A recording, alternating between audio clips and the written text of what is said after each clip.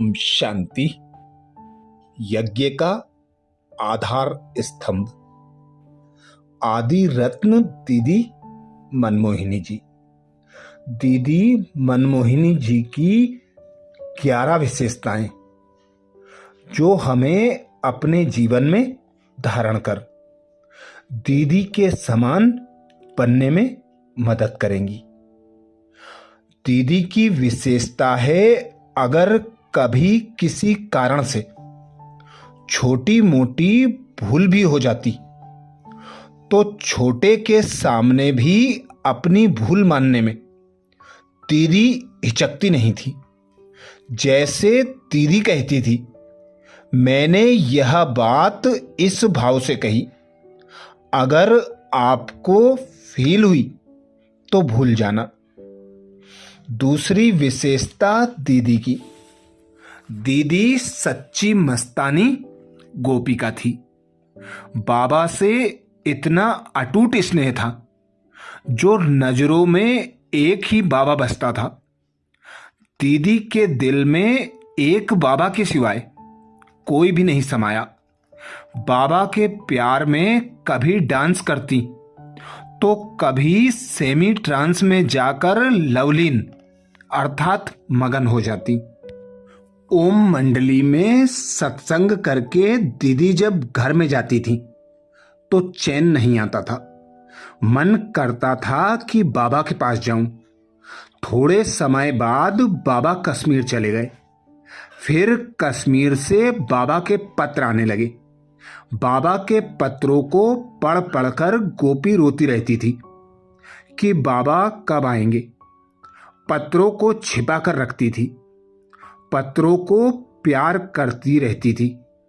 बाबा के पत्रों में बहुत मिठास और रूहानी स्नेह होता था। तो गोपी को उन पत्रों से बहुत स्नेह हो गया। बाबा से प्यार तो बाबा की हर वस्तु से दीदी को सदा प्यार रहा। तीसरी विशेषता दीदी की, दीदी सच्ची पतिव्रता, सतीव्रता, पिताव्रता थी।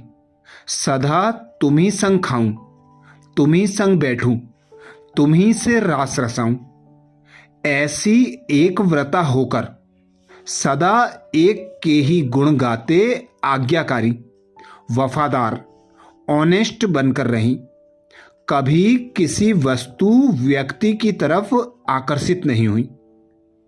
अगली विशेषता दीदी जी की, दीदी ने कभी बड़ी स्टेज पर जाकर प्रवचन नहीं दिए, लेकिन एक एक को जिगरी पालना देकर स्नेह की भाषणा दी। सभी का प्यार एक बाबा से जुटाया। हर एक को इतना निस्वार्थ प्यार दिया जो किसी में उसकी बुद्धि ना जाए। दीदी की पांचवी विशेषता, दीदी की बुद्धि इतनी स्वच्छ स्पष्ट थी, जो सामने कैसी भी आत्मा आए उसे फौरन परख लेती और उसकी हर आवश्यकता को पूरा कर उसे बाबा का बना देती। दीदी का बात करने का ढंग ऐसा था जो बड़े बड़े VIP भी दीदी से मिलने के बाद रेगुलर स्टूडेंट बन जाते थे। छठी विशेषता दीदी की दृष्टि में रूहानी जादू था। जो भी दृष्टि लेते उन्हें बैकुंठ की दुनिया का साक्षात्कार हो जाता। योग की ऐसी स्थिति थी, आत्मिक स्थिति का ऐसा अभ्यास था जो नजर से निहाल कर हर आत्मा को तृप्त कर देती थी। दीदी की अगली विशेषता, दीदी इतनी अंतर्मुखी रहती जो उनके मुख से कभी व्यर्थ बोल नहीं निकले। कभी किसी का परचिंतन प्रदर्शन नहीं किया। उनके जीवन में गंभीरता के साथ रमणीकता का बैलेंस था। वे सभी से अलौकिक चिटचैट करके खूब रिफ्रेश कर देती थी। उनके साथ बहुत रमणीकता से खेलपाल करती थीं। दीदी बाबा की मुरलियों से प्रश्न निकालती और फिर भाई बहनों के साथ बैठकर ज्ञान की चिटचैट करती थी। अगली विशेषता दीदी की, दीदी कभी सुनी सुनाई एक तरफ की बातों के आधार पर निर्णय नहीं लेती थी। अगर कोई किसी की कंप्लेन करता तो उसी समय उनके सामने उसे बुलाकर फैसला करती और जिसे जो शिक्षा देना होती उसे स्पष्ट शब्दों में दे देती थी। अगली विशेषता दीदी की, दीदी कभी किसी बात में भयभीत नहीं होती थी। बाबा की शक्तियों में उनका अटूट विश्वास था, निश्चय अटल था, इसलिए सदा निर्भय रही। यज्ञ के सामने कैसी भी परिस्थितियां आईं, उनमें सदा निश्चिंत रहीं। कभी क्यों क्या के प्रश्न नहीं उठाए, सदा प्रसन्नचित रहीं। कभी उनके चेहरे पर चिंता के चिन्ह दिखाई नहीं दिए। अगली विशेषता दीदी की, दीदी अंदर बाहर स्वच्छ साफ थी, सच्चाई अति प्रिय थी। अगर कोई अपनी गलतियां सच्चे दिल से महसूस कर लेता तो उसे क्षमा कर देती और आगे बढ़ने की प्रेरणा देती। कथनी और करनी सदा समान रही। जो दूसरों को कहती वह पहले खुद करके दिखाती।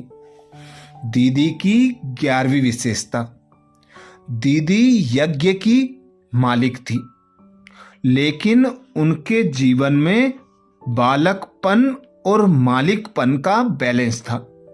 जो यथार्थ बात होती वह मालिक बन सबके सामने रखती, लेकिन अगर सबकी एकमत नहीं होती तो बालक बन उसे भूल जाती। कभी बहस या डिबेट में समय नहीं गवाया था। दीदी बालक बन बाबा की उंगली पकड़कर यज्ञ की हर डिपार्टमेंट का चक्कर लगाती।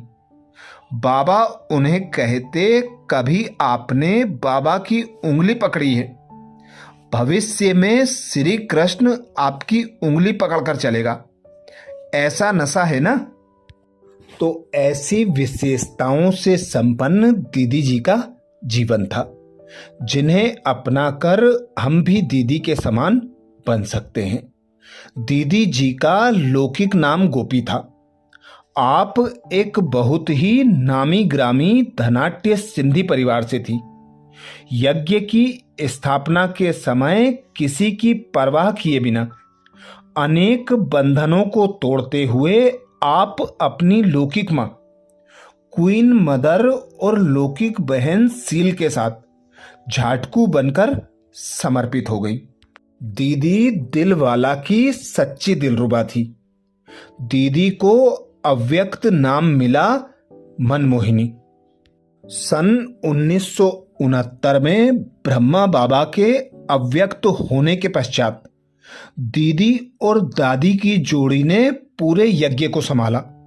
दोनों ने मिलकर माता पिता के रूप में पूरे देश विदेश के सर्व ब्राह्मण परिवार की निस्वार्थ पालना की और पूरे विश्व में सेवाओं का खूब विस्तार किया।